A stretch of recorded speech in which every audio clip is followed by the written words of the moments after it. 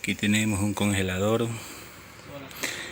Me llamó el cliente porque no le estaba enfriando y pues ya verifiqué, era aquí donde estaba el filtro, ahí está, era donde estaba la fuga.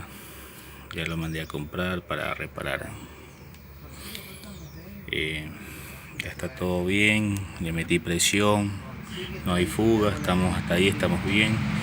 Ya tengo que esperar los repuestos que me lleguen para comenzarlo a reparar.